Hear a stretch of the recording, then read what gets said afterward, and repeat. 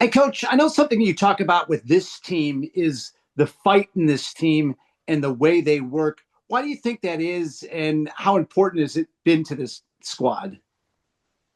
Well, I think when you have a really high standard in your program and you put the work in, and it's important to you, um, you're invested, and these guys are invested, and I think going back to last year, kind of the legacy that senior class left and carried over into this class. I think we got really good senior leadership. I think there's an expectation in our program. I think our guys are to a point now that they expect to win, and they're confident that they'll find ways to win. And I think that's a big part of it, Scott. Also, this team coming off a huge win against Air Force, coming up against Temple. It seems like each week they find a way to improve on something. I know that's going to be a key, I would imagine, this week going up against this improved Temple team. Yeah, we're going to have to, and I said it after the game on Saturday. We're a really humble 5-0 team because I think our players see the same things that we see, and they know that there's a lot of areas that we have to improve on, and they're to their credit, they're attacking those things, and we've probably not improved as much as I would like to incrementally in certain areas, but certainly not for lack of effort. So our guys know where we're at. They know what we got to get better at moving forward, this Temple team is the best team we've seen so far this year. It's going to be a huge challenge for us, and our guys know that.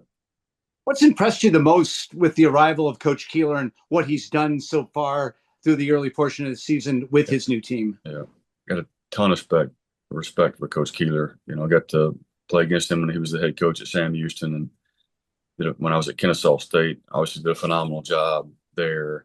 Everybody knows what he did at Delaware before that, but he's had success everywhere he's been. His teams are tough. They're well coached. They play hard. Just a ton of respect for the job that he's done everywhere he's been, and you can tell he's had quite an impact already early on there at Temple. Thanks, Coach. Good luck in Philadelphia. Thanks, Scott. For those who jumped on a little late, we're doing 3 questions each. If you're not on here on a weekly basis, if you could also introduce yourself when I call on you and let Coach know what media entity you are with. Tim Nolan. Coach, how would you assess just the way that the schedule breaks this year, where you had the road trip to Tulsa, and then you get the bye, and similarly, now you get the road up to Philly, and then you get an off week after that. How do you continue to go about managing it? Yeah, well, I think the buys come at good times for us, Tim. Like they're spaced out pretty good. And we talked about the different kind of phases to our season. Um, so I think it's good. It's going to come at a good time for us. The last one we were pretty banged up, and we needed it obviously, and we're going to need it probably after this weekend as well. So I think they're spaced out well. Um, but I tell you, that's everybody's talking about our schedule in November, but these next 2 games are going to be difficult games for us, and our players know that. And it's every week we go out, right?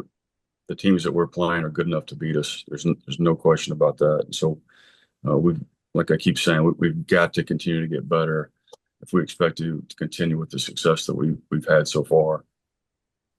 What's it say about your program that a guy like Jackson Gutierrez, who's listed as quarterback, but he's stepping up a running back, blocking well this whole weekend Mhm. on Saturday, then he comes up with that huge catch there on 4th and 1? Yeah, I think it probably speaks to unselfishness in our program, and guys willing to do whatever they can to help our football team win games. I know Jackson was excited about the opportunity to play some fullback, and he's embraced and done a really, really nice job. But um, he's just an example of one of many of guys that are whether they've changed positions or they're just embracing their role, whatever that might be, whether it's just special teams or it's a key backup. And we've got a bunch of guys that the big team, little me is truly something that's important around here. You said in the postgame just how much trust you have in your offensive coordinator and Drew Cronick. Mhm. When he makes a call like that on 4th and 1, how much say do you have to overrule him, and how much do you just let him go and put full faith in your OC? Yeah, well, we communicate really well during the course of the game, and if there's a time where he thinks he wants to take a shot or do something that's a little dicey, run it by me. But I tell you what, man, he's done a phenomenal job of calling plays, since he got here, and so there's a a lot of respect I have and for his ability to make the right calls. And so it was a discussion on Saturday what we wanted to do there. And my instinct was to run the football. Felt like he had a good call with the pass play that he called, and so gave him the green light, and it was a really nice call in that situation. But yeah, the trust level with Coach Cronick and me is really high. Thank you. Wyatt Kopelman. Hi, Coach. How do you expect Blake and Eli's leadership shown in a CIC game to set the tone for a road match against Temple, against a coach that you said you have a lot of respect for? They just got to keep doing what they've been doing all year, and the great players show up when they're needed the most in the biggest games at the right times. I think that's what you saw on Saturday with Blake and Eli. Two guys that are playing with a tremendous amount of confidence, that are playing at a really, really high level. And we're going to need those guys to perform the same way this coming Saturday. And those guys are playing really well right now, along with a bunch of other ones. Proud of what they did and proud of their leadership up at this point in the season. What are the biggest strengths that you notice Casey's team poses in the first year under his leadership already? Yeah. Well, I think they're the most well-rounded team that we played. They're good offensively, they're good on defense, they're sound and good on special teams. So it's the most complete team that we've seen up to this point, and you see the improvement, week to week with these guys, and they've had a tough schedule. You look at the schedule and to play Oklahoma and then to play Georgia Tech and really play Georgia Tech pretty well. I mean, they've only lost to two top 15 football teams, and so took the lumps in those games. But I'm sure that they've grown from that, and they've seen really good football teams, and just the improvement. I think Wyatt week to week, and like I said, just a very complete football team. As you mentioned how solid this team is in all three phases, how much does this remind you of what you saw with a KC team at Sam Houston State, as you talked about that? Yeah, definitely similar in regards to just the completeness and how well coached the football team is and how hard they play, how fundamentally sound they play. When he was at Sam Houston, they were throwing the ball all over the place. Had a really, really good quarterback back then. So offensively, the style's a little different now. But the core things that you saw with the Sam Houston team, I think this Temple team has those same characteristics. Thanks, Coach. You got it. Joe Miller. Hey, Coach. I know every week is different. We're coming off a game where the tight end for Air Force had a big game. You come into this Temple game, and their top receiver, as far as receiving yards, is their tight end as well. How important is it this week to sort of maybe slow some of those numbers down from the perspective of he's had a really good season, Clark, their tight end? Yeah, he's a really good football player, and we're going to have to obviously know where he's at and game plan accordingly. There's no doubt about that. So they've got a lot of weapons. They're offensively, they're big, physical up front. They've got good skill players. I think the quarterback's playing really well. He's smart, takes care of the football. They've not turned the ball over one time all year. He's thrown 12 touchdowns and no interceptions. And so they take care of the football, which obviously is really important. But they're good on offense. There's no doubt. And the tight end is a good football player. I know numbers wise, the run defense, and I think a lot because you mentioned they played Georgia Tech and Oklahoma, the numbers are out there, but they just came off a week where they shut down the leading rusher in the conference, held him to 12 carries and 42 yards. Talk a little bit about what you've seen from them defensively so far this season. Well, I'm really familiar with Brian Smith. Was at Rice. And I think he's a phenomenal coach. He's done a great job coordinating while he's at Rice, and he's doing a nice job here. And you can't really look at the stats, Joe. They're a little skewed, and they're still decent, right, on defense. But his defenses are sound. They play hard. They put pressure on you. They create negative plays. They mix things up. They're structured similar to us as far as 3-4-ish personnel, but get to even, get to odd, do a lot of stuff. And obviously, when he was at Rice last year, they defended us as well as anybody did all year. So I have a ton of respect for the job that Brian's done, just his ability to coordinate a defense. So it's going to be a real challenge for us. And I think the difference at Rice and Temple is I think he's got some better athletes at Temple than he did Rice. So that's a scary combination. We're games into the season, and your offensive line, which we talked a lot about this offseason, has only given up one sack at this point in this season. I know we've talked about penalties and some mistakes, but how proud of you as a unit and sort of their development so far through 5 games so far this season? Yeah, I think we've gotten better. And I think we still have a long way to go, Joe. And I think a lot of that not giving up sacks is part of that. You can credit Blake with that.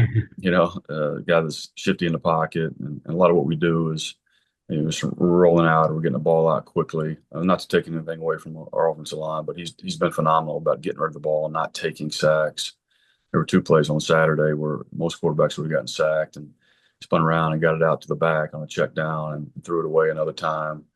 So he's been great in regards to that. So oftentimes it's not just the O-line is the reason why you're not giving up sacks. And certainly part of it. There's no question about that. But Blake's done a good job of getting the ball out quickly, being decisive where he wants to go with it, and not taking those sacks. Thanks, Coach. You got it. Just a reminder for those who jumped in late, we're doing 3 questions each. If you could introduce yourself, if you're not on here every week, along with your media entity, that would be appreciated. Bill Wagner. Temple has 40 transfers, but in kind of a twist from most of the American teams you face, there's only 11 of them from the Autonomy 4, whatever you want to call it. But I'm wondering if I know this running back who's leading them in rushing came from Sam Houston State, and I'm wondering if by coaching at FCS, Casey feels has knowledge of players at that level or elsewhere that he's restocked with, but not the normal way. Normally, teams are taking a bunch of FBS transfers. Yeah, I'm not sure. I can't speak for him. I think certainly being in FCS that long, he knows there's really good football at that level, and maybe they've looked into that a little bit more than some people. I don't know, but I know they landed some good ones, and they're a much better football team right now than they were a year ago. From a personnel standpoint, certainly. Defensively, can you kind of talk about when you reviewed the film, where were some of the issues? I mean, obviously that tight end killed you, 88. What was your assessment of what happened defensively on Saturday? Well, I think it was a combination of some things, Wags. You look at that game, we had 5 sophomores playing for their first time in a CIC game, and CIC games they're different. And I think, in the back end, particularly, I didn't feel like we played exceptionally well. I think Air Force had a lot to do with that. Some of the things that they showed us and some tendencies that they broke, and they did a nice job with their game plan. I didn't feel like we executed some things as well as we would have liked to. Had our eyes in the wrong place at time. In those games, you got to be dang near perfect, with the communication and with your eyes. And we weren't at times. Didn't handle some concepts well. The thing that was the most disappointing is in some of our base stuff. We call it a Troy concept, where the tight end goes out like he's blocking the overhang and then runs a wheel route. They got us on that twice, once in man coverage and once in cover 3. And the one in man is tough. But the one in cover 3, we should be able to cover that all day long. So we didn't execute some of the simple things that we usually do. But I tell you what, we'll be better for having played that game, especially in the next CIC game, for the lessons that we learned there. And we had some guys play well too. I thought our front 7 actually played pretty decent. You look at the rushing yardage. If you take away the 60-yard run at the beginning of the game, which should have been a TFL if we execute the call correctly, they have 115 yards on 49 carries. So we defended the run decent. There were times where we weren't particularly sound defensively. But it's the same things that I've been talking about, Wags, at this point. You got, 7 new starters on defense. 5 of them were sophomores, which here is like redshirt freshmen, might as well be, right? These guys didn't play as freshmen. A couple of them did, but the most of them didn't. And if they did, they were limited snaps. So we're just young. We're working through it, and we got good players, and they're going to continue to get better. But those were a few of the issues on Saturday. But tell you what, Air Force is good on offense. Quarterback's a good player. They're good up front. They got good skill players. They got great, you know, conceptually what they're doing is really good and challenging, and it certainly was for us on Saturday. Any concerns about a hangover effect? Because there has been that before after either winning or losing to Air Force. In 23, you went to Philadelphia and did not play very well after losing to Air Force. Do you have concerns about that? And what do you Sure. think? Yeah, you always do after those games. They're really physical games, and they're emotional games, and they take a lot out of you. We came out of that game relatively healthy, you know, for a CSE game, and how physical those games usually are. And then you go on the road to Temple. You play in an NFL stadium that's probably going to be, you know, 1/3 occupied, and so we're going to have to bring our own energy and our own juice. But this group's different, man.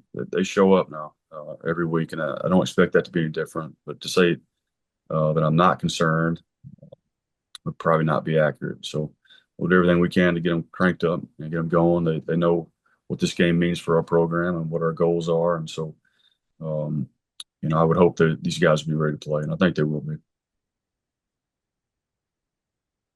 Go to Annapolis resident but Temple student Colin Schofield. Uh-oh.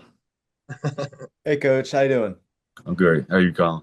Doing well. Colin Schofield with Philadelphia Inquirer. I want to ask you about, so this weekend, the game again at Temple in Philly coincides with the Navy's 250th celebration that weekend and that whole next week. What does it kind of mean to you to be able to play this game against Temple in Philly to go along with, you know, the anniversary celebrations that weekend and throughout the next week? Yeah.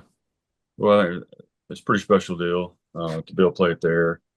I've always enjoyed playing in Philadelphia at that stadium, and have an opportunity to go play Temple, and a really good Temple football team is a great opportunity for us. And then you look at, I mean, so it's Temple's homecoming game, so it could be a large contingency at Temple, but also with all the Navy contingency up there as well. How are you kind of looking to control the environment of your team and not maybe let any potential crowd affect you guys from either side, and what might be like a pretty full game from both sides? Yeah, well, I hope we have a decent amount of support at the game there on Saturday.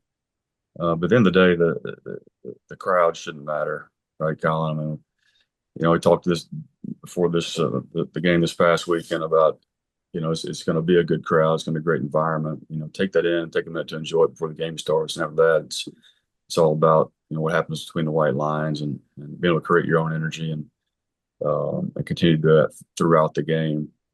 So, you know, I don't think the crowd will be a factor. But we're looking forward to playing the game in Philly. And then I think you briefly mentioned Temple hasn't turned the ball over on offense yet. What do you guys as a defense kind of looking to do to turn Temple over, and how important will that be in this game? Yeah. Well, it's something we always look to do, and we spend a lot of time working on it. Seems like some years the takeaways kind of go your way, and sometimes they're more hard to come by. But I tell you, it's not for lack of effort. You know, you see our guys punching at the ball, trying to get it out. We just hadn't had a lot of success doing that so far this year. But certainly, you know, we've got to create some negative plays. We need to be disruptive on Saturday. We got to get those guys off track a little bit, and we need to be in the plus category in the turnover margin at the end of this game, I think, to have a good chance to win. Awesome. Thanks, Coach. You got it. Sean, Pastor. Hey, Coach, Sean Pastor from Owls Daily. Sean. Hey, so I wonder how you sort of balance, I guess, what Coach Smith did against you guys at Rice, I guess, you know, pretty successfully last year with what he might do scheme-wise with a different group. Sure. Well, I'm sure he's going to have a few wrinkles for Sean, you know, but obviously take a look at last year's game and see what we had problems with and see how they defended certain formations and plays. And, you know, I think I mentioned earlier, I don't know if you were on the call yet, Sean, but I think he's a ton of respect for Brian Smith and the job he's done there at Temple so far and the job he did at Rice. Really good football coach. And they defended us really, really well, you know, last year. And so it's and I think you guys have a little better athlete at Temple than he was playing with at Rice potentially. So it's a scary combination. But obviously we're gonna have to do a great job identifying what they're doing and attacking it. Yeah, does that identification take, I don't know, is there a general, does it take 2 series, 1 series, 3 series, a half? How Yeah. can you figure that out with, I mean, you're always trying to figure out within the game. Yeah. Well, no, I mean, you try to figure it out as fast as you can, but what's challenging about, um, you know, Brian Smith's defense is just they're pretty multiple, Sean. You know what I mean? So we're going to get some even front, we'll get some odd front, and so trying to get beat on that, and then be able to run certain plays against whatever he throws at you, and be able to block those things up well and execute at a high level. And one thing we didn't do well against his team at Rice last year was we didn't execute at a really high level, and that's something we're going to have to do a great job of on Saturday to have any kind of success. As far as looking at it, it's a lot of the same names from week 2 when you guys played Temple last year in terms of Blake and the guys he's throwing to and the guys he handed it off to. How much different is the offense, right? The names are the same that we remember, but how much more advanced, different are you now? I think we're more experienced, and obviously second year in Coach Cronick's system. Guys have a lot more games and reps under their belt. And those guys get better just like everybody else does with time and reps, and certainly the offense has continued to evolve, and we've added wrinkles here and there, and we'll continue to do that each week. But I think we got a little bit more of an identity now maybe than we did a year ago, Sean. Thanks. Yeah. All right, we got about 9 minutes left. We'll do 2 questions each this time through. Scott Wyckoff. Coach, how important is your behind-the-scenes staff when your team goes on the road, especially magnitude by the fact when you're going to a major market like a Philadelphia where there's so much going on playing in an NFL stadium? Yeah, it's huge. It's huge, and we've got a phenomenal support staff. And to tell the truth, I don't worry about a whole lot of things when we go on the road. I mean, Josh Boss does a phenomenal job.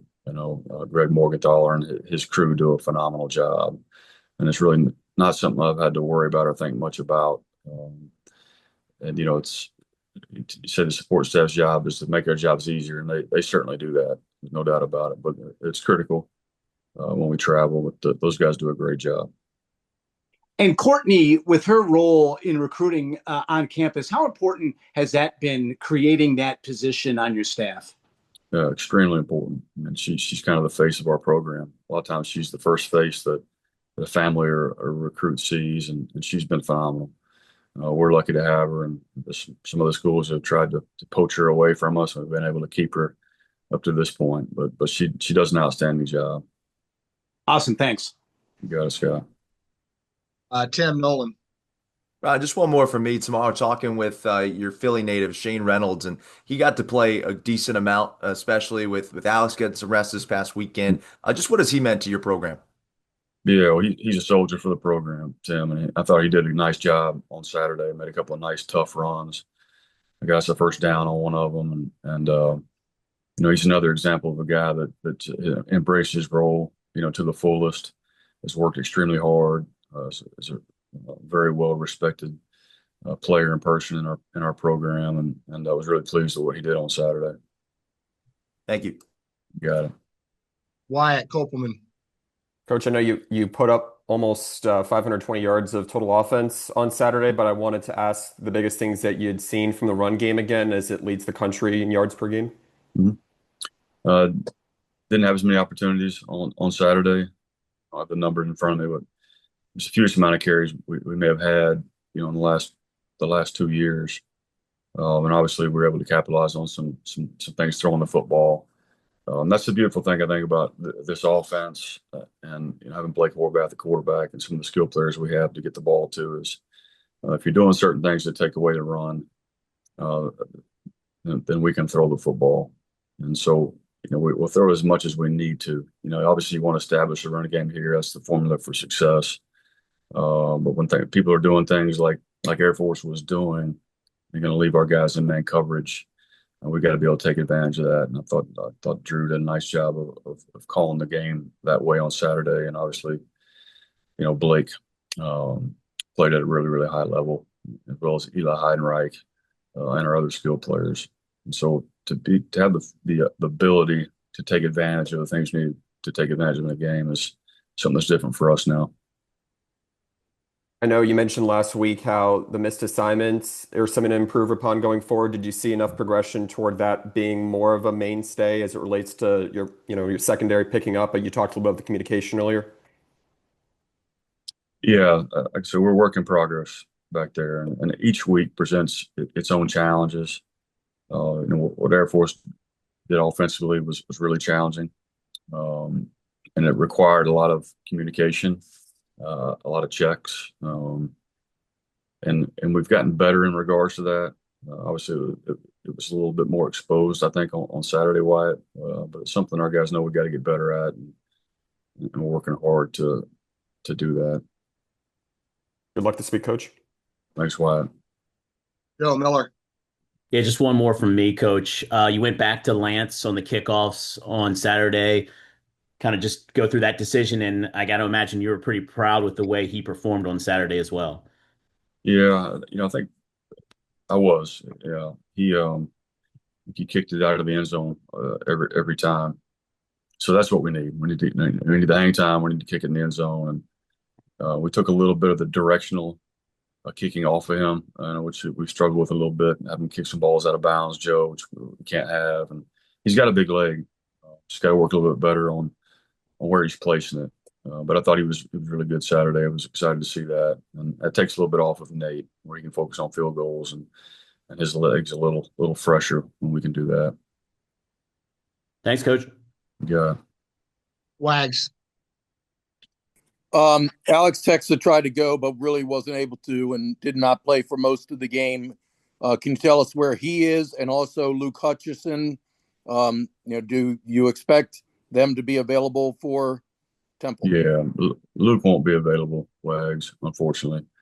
But I expect Teska to be ready to go, and I think he was ready to go on Saturday. He's just he wasn't at 100%. We didn't feel like it was fair to put him out there, and he played 12 snaps. Probably could have played some more. But we're obviously very conscious of getting the leg back in shape, and but talking this morning to Jim Barry, feels good about the progress he was able to make, over the weekend and the way that things healing up. So optimistic about him this weekend. So I know Luke didn't get hurt in the Rice game, so I'm going to guess it happened in practice. Is that disappointing when you lose guys in a practice setting? And lastly, are there any other injuries you're concerned about? Yeah, no, it is. You hate it when it happens in practice, and we spend a lot of time talking about the way we practice and making sure we take care of our guys and trying to avoid those situations. And with Luke, it was kind of a freak deal. He just fell on the ground kind of the wrong way. It was unfortunate for him, a guy that's worked extremely hard, and feel terrible for him. A bad deal, but certainly something we talk about a lot, Wags, the way we practice, and there's certain things you got to go do, and certain days a week are more physical practices, but you got to be smart about the way that you do it, and I think we are. But it's football, and things happen. Are there any other injuries you're concerned about? That was the other part of my question. Sorry. You're right. No, you're good. No, nothing serious right now, Wags. Colin. I have nothing else, Scott. Thanks. Anyone have anything else? We got 6 minutes. Last call. One last great question. Wags. Well, I mean, Casey Keeler's a guy that won championships at 2 different schools. I think he's the all-time leading most wins in FCS history, I'm pretty sure. What do you think has made him so successful over the years? I don't know. Maybe I need to pick his brain when I see him on Saturday a little bit. No, he's just, I don't know Coach Keeler well. I've met him at our conferences and things like that. Just, I've always kind of admired him from afar, and the way that his teams are coached when you watch him, his messaging, all those things. He's a winner, and he's proven it at a lot of different places. Just a phenomenal football coach. I have a ton of respect for him. I was going to report. You only had one more. What are they doing offensively and defensively, Temple? I mean, you talked about their defense a little bit with their coordinator, but are they? What kind of system is he running offensively? 11, 12 personnel for the most part. Have two good tight ends, balanced offensively. A lot of the similar things that you're seeing around college football right now. I mean,